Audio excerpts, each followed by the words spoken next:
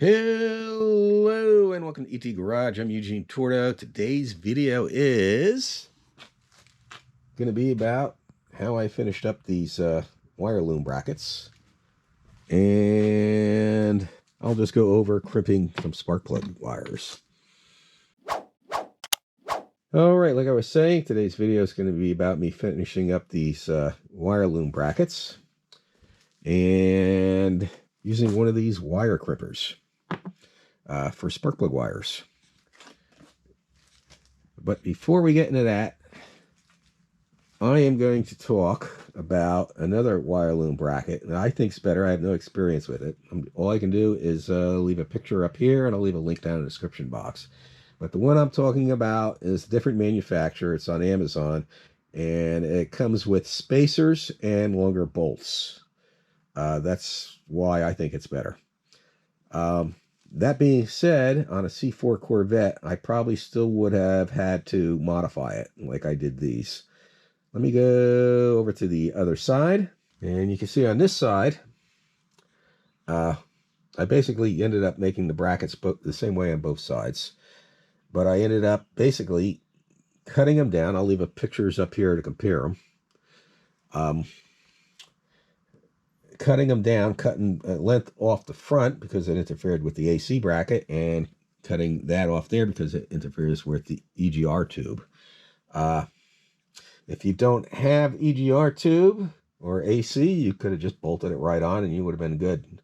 That being said, on a C4 Corvette, with it all the way back here, you still probably would have had some type of clearance problems. It would have been close to this AC box here, the climate control box here. But I didn't film finishing these up because I was just too frustrated. I wasn't in the mood to film, all that good stuff. But let's get back over here on this side. I don't know if you can tell the difference from the other side or not, but this one here was they never finished deburring it, and they never, the finish on here is supposed to be brushed aluminum, but it's not a real true brushed aluminum. It's more like a coating that's made to look like brushed aluminum. I tried sanding it to duplicate the other side, but it didn't come out quite right. And you can see where I sanded the finish off in some areas if you look real close. Unless they're side by side, you can't really tell. But I may in the future either paint them or polish them. I don't know. I'll totally remove the finish and polish them, or maybe I'll paint them a different color, or maybe I'll paint them like the aluminum paint, like this is aluminum paint on here, or something like that. I don't know. But to get back to these brackets, yeah, I basically ended up cutting off each end and shortening it.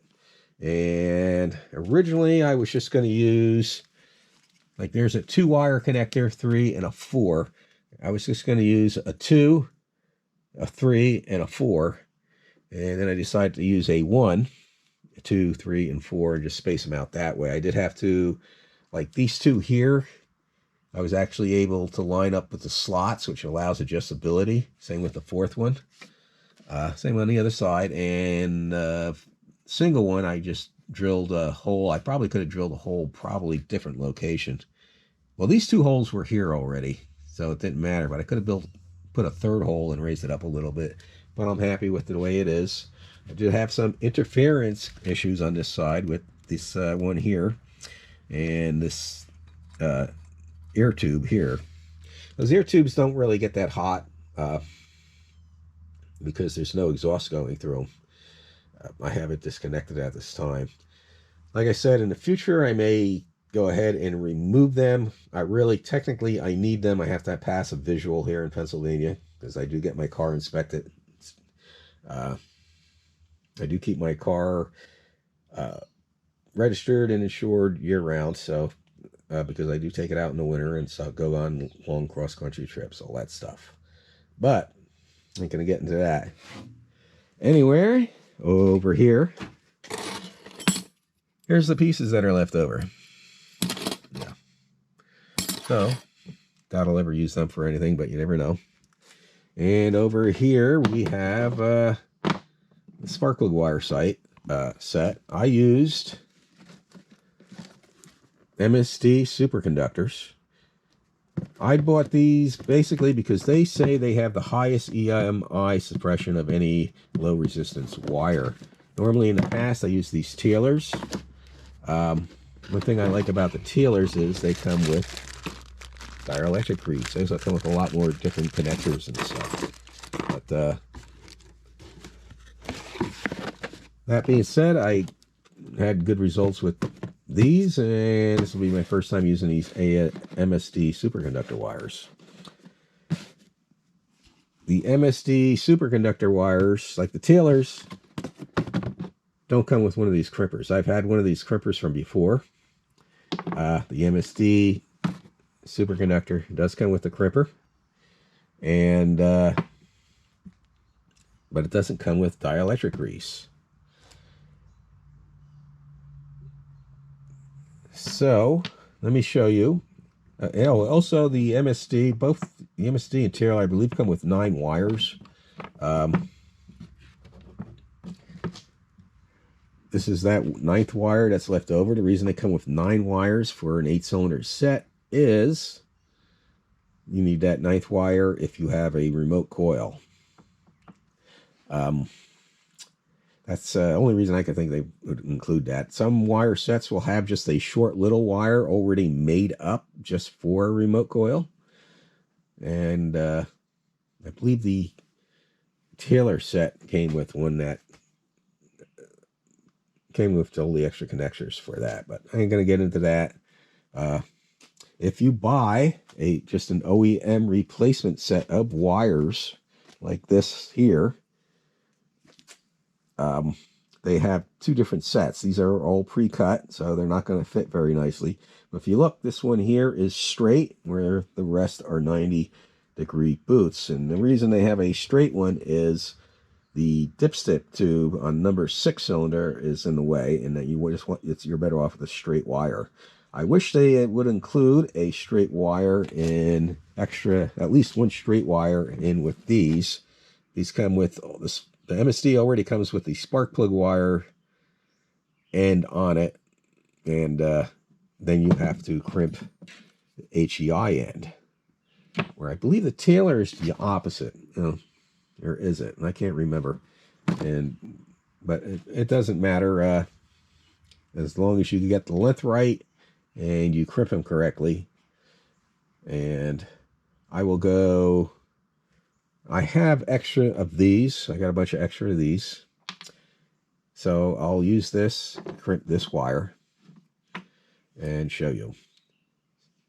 Let me move this camera and we'll get into that. Okay. You're going to want either a set of diagonals, or you can get a pair of cutters like this. These, I think, work better. I will demonstrate. Bing. Cuts it off real nice. Diagonals, these are old and dull, so these ain't going to cut as good. But you can use diagonals, and you always end up with that string there, which I don't like. Where these do a nice clean cut. Other thing you're going to want is a pair of pliers like this, or something similar, and I recommend a pair of needle nose, and I'll go into that here in a second. The crimper, here you can see it comes apart, and you mount this in a vise, and then you compress the vise, and that crimps this, but I'll get into more of that later. They also make crimping pliers, and you don't necessarily need a vise. If you wanted to, you can just put like a C-clamp here and tighten it up that way if you wanted to.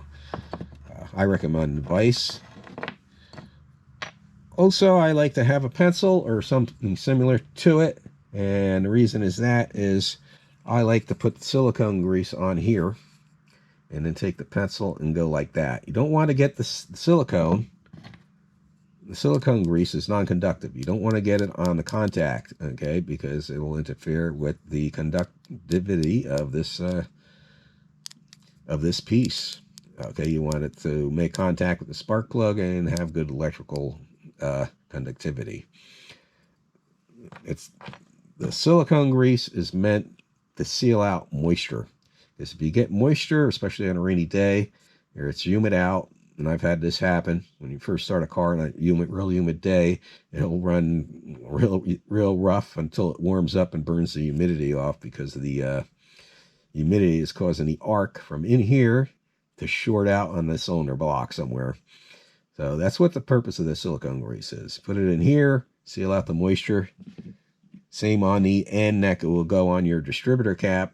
Just using this one as an example. Same thing there, because then you'll have arcing between the two several cylinders. Now these come with these different types of connectors. I've never had to use these type of connectors, but if it has that hole in there, you want to snake that through there, and you want to snake this end through it. See if I can trying to figure out how to do that, because these are different. But you would basically snake that through there from that end, if it's long enough, and bend it over that way, depending on the type. I've never used these type of connectors, so I'm not really sure. Let me get the instructions and show you. All right, like here is the standard terminal, which is this type, which is the type I'll be showing. And then they have that other connector where you put the wire through and circle it back. And then they have these dual crimp connectors. But the instructions will give you a good idea. And basically, with these, you're going to bend this back and put it like that. And then you'll be crimping this end. But let me get into that. In the directions, it says to bend these over 90 degrees. I like to use these pliers and bend it as much as possible. Like that. They're still not 90 degrees. Then I'll take a pair of needle nose like this and bend them like so. So now they're at 90 degree.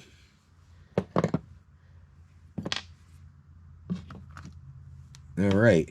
One other thing I forgot to mention, you want some type of safety razor.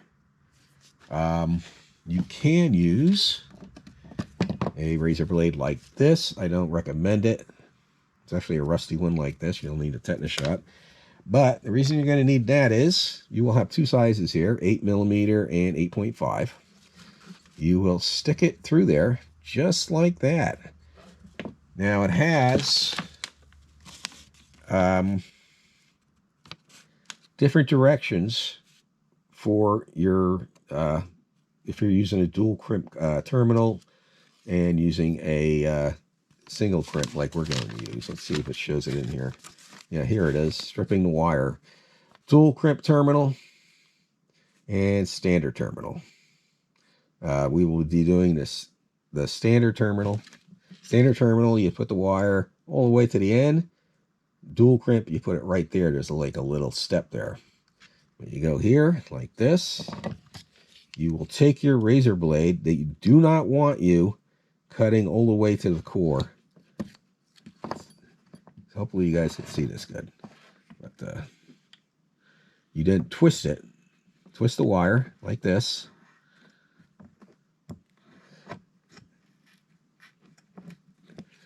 And then you will break it by twisting like this. Now to get this off, if you keep twisting it this way, it won't come off. It like tightens. You want to twist it this way and then keep twisting it, and it like breaks it loose, and then it just pulls off. So you want to twist it clockwise if you're holding it towards you. That just seems to work better. Now, you bend that over, stick that in there. Hopefully you guys can see that. And this can get a little tricky. Don't worry. Push it. I always just push it all the way in. And this is the tricky part. You're going to want to crimp these wires a little more with these pliers. I don't have a pair of those spark plug crimping wires. I don't have any experience with them, so I can't comment on them, how well they work. But you want to get this crimped in there, and I'm probably going to have to crimp that a little more because it is going to go this part facing down. And if you look on the end here, this piece that has the metal on it, on this crimping block, that you want to go down into there. And here's the tricky part, is trying to get it square. I always have a problem with that. And then just press it in. That will be good enough. And if you look, there's this lip here and this lip here, and you want them to be the same. Pop that over, get that limbered, and now we'll take it over to the vise and compress it. Okay, open up the vise. Pop it in there, and you just keep compressing it until it bottoms out. Pull it out, and there it goes. I could probably go a little bit further. You see those spaces right there? It'll probably spring back, but let's try it. Yeah, it's going to spring back. There we go. Yeah, it just sprung back. Then you pull it apart, and then get this out. That came out pretty nice. And there you go. Let me move the camera again. All right, now you can't, I don't know if you can tell here, but this is where it's crimped. These are actually pushed down in those 90 degrees into the rubber. What I find to do before you go and slip this boot on, take a razor knife and go like this. Just cut down like that, at 90 degree, and like that. And you want to do that because when you go to slip this over, it's going to hang on there. Now you get some silicone grease, and I like to put it all the way around. I have this old tube of silicone grease, dielectric silicone grease. You should really wear rubber gloves when handling this. Some people are allergic to silicone grease. Normally I wear rubber gloves. For this video, I'm not going to do it because I already did this. Okay. There we go. Now, you're going to slide this over the top. And it is, this can be difficult. Now, I don't know if you can see right there, but if I didn't cut that rubber piece at that angle like I did, it would hang up there, and then you'd have a difficult time pushing it on. This is actually going very nicely. And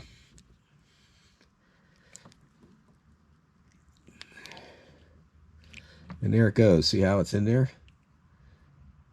And then you would put silicone grease, like I said. I like to go like this. You can do it different ways. You can use the pencil, like I said, like this. And rub it in there. Don't want to get into contact. If you have one of these that come off the end of the tube of silicone grease or any type of other silicone, you can do it like that too. Whichever method you want. And there it is. You only need to do when you run your wires, run them and cut them a little longer.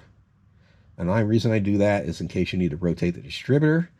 Also, you can order more of those crimpers separate if you have to. And then you can always shorten the wire that way. Oh, one other thing.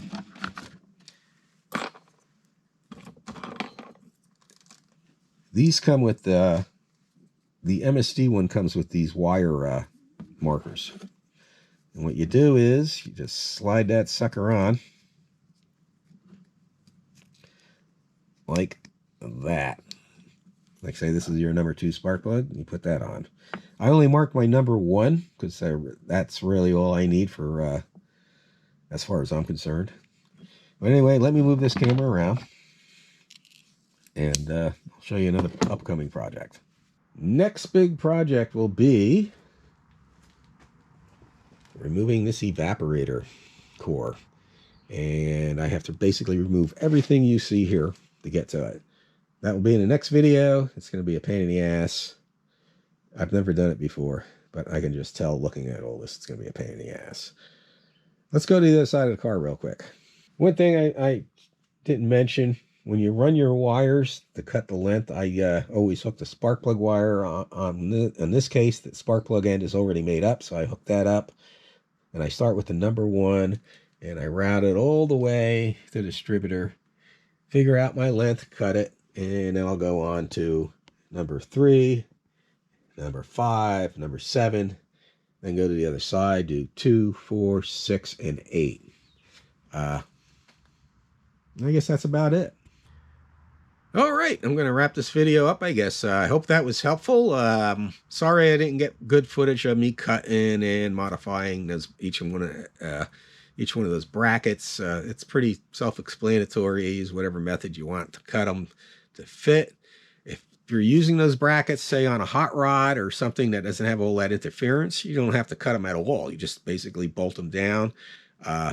You will have to make spacer if you use those Mr. Gasket ones. That's something I didn't go over, is the spacers. Yeah, I just made a couple of spacers. I have a lathe over there, so it was easy for me. I could have just stacked a bunch of washers if I wanted to. I do have longer bolts coming. Well, I don't know if they're longer, but they're stainless steel. I'm hoping they're a little longer. Those seem to work real fine. No, it seems like there's plenty enough thread for them to grip. I was able to tighten them down without stripping anything or no problems, thank God. And I guess that's it for the video. Yeah, like I said, next big video will be the AC, which I'm dreading. But I'll get into that in the next video. In the meantime, everybody have a great day, and God bless.